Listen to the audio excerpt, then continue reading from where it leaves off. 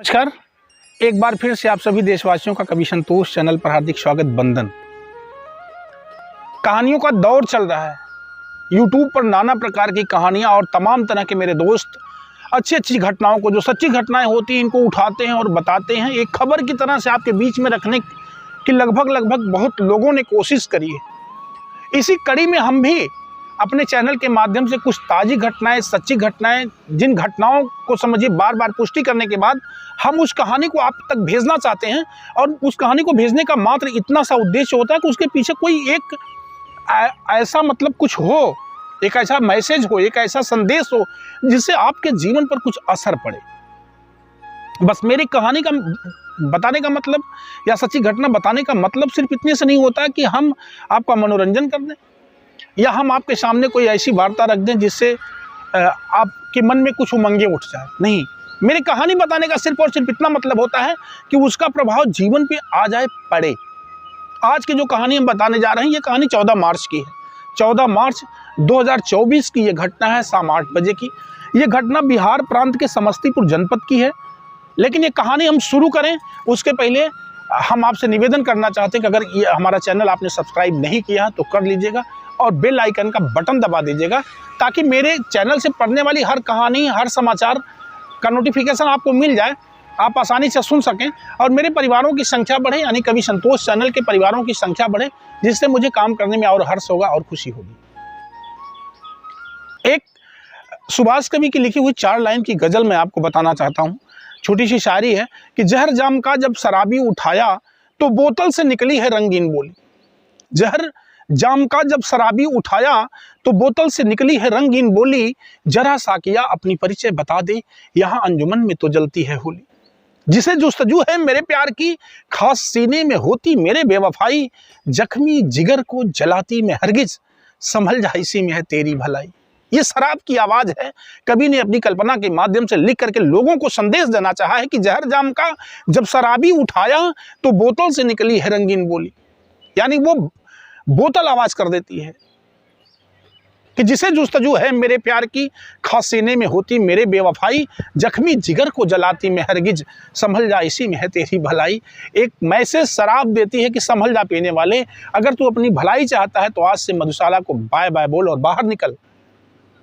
लेकिन जब लत लग जाती है पीने की, तब कहाँ लोग बाहर जा पाते हैं। आज की घटना ठीक इसी तरह से शराब के पैक में गुम हो जाने वाली कहानी है, जो शराब में डूबती है और जिंदगी बर्बाद कर देती है। ये कहानी बिहार प्रांत के समस्तीपुर जनपद की है।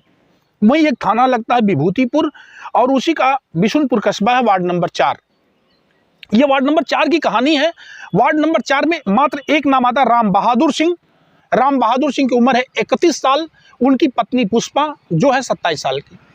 दोनों पति पत्नी, 4 साल पहले शादी हुई थी। दोनों पति पत्नी राम बहादुर और पुष्पा दोनों लोग वही शिवनाथपुर वार्ड नंबर 4 में रह करके जीवन यापन करते हैं, यानी मेहनत मजदूरी करते हैं, काम धाम करते हैं, पैसा कमाते हैं, परिवार चला रहे हैं। बस मात्र 2 लोग हैं। इन 2 लोगों के साथ परिवार में और एक चीज है, वो है शराब। यानी राम बहादुर थोड़ी थोड़ी पीता था शादी के पहले, और शादी हो जाने के बाद बहुत तेजी से पीने लग गया। लत पड़ गई, आदत पड़ गई, फुल पीने लगा। धीरे धीरे 4 साल हो गए शादी के, पत्नी का खर्चा, अपना खर्चा, दारू का खर्चा बढ़ गया, जमीनें बिकने लग गई। लगभग पिता की जो पैतृक जमीन थी पूरी की पूरी उसने बेच दी, जो पुष्पा को बहुत नागवार लगती थी।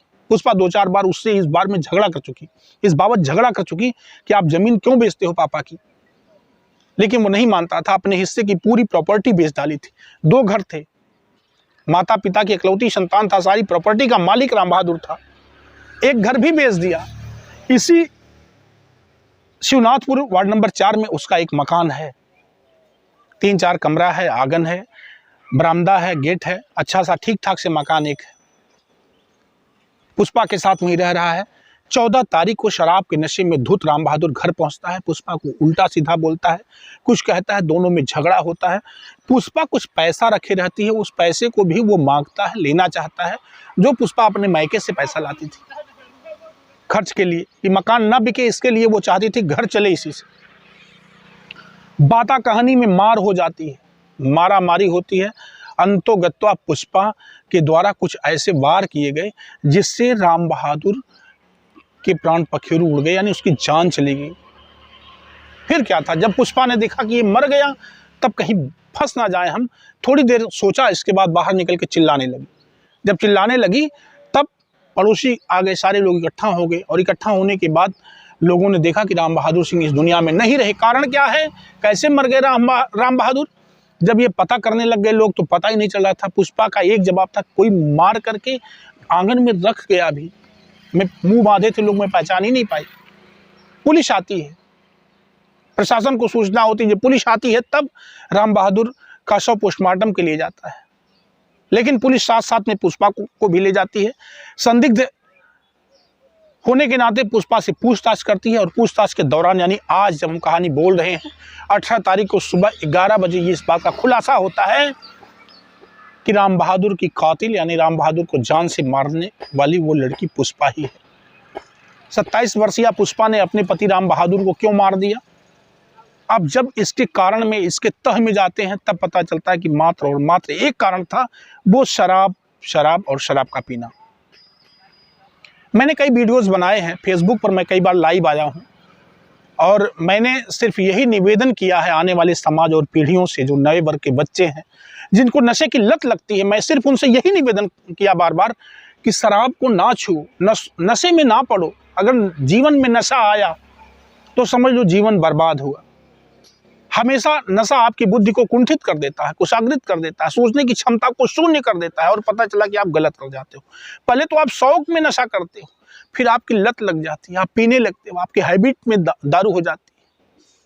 और मैं ये निवेदन बार बार करता हूँ, कुछ लोगों को बुरा भी लगता है, कुछ लोग मुझे उल्टा सीधा भी कहते हैं, लेकिन पीने के बाद वाले परिणाम पे जब जाते हैं, देखते हैं, तो मैं सोचता हूँ कि ये क्यों नहीं सोच पाते पीने वाले कि पीने के बाद का परिणाम ऐसा होता है।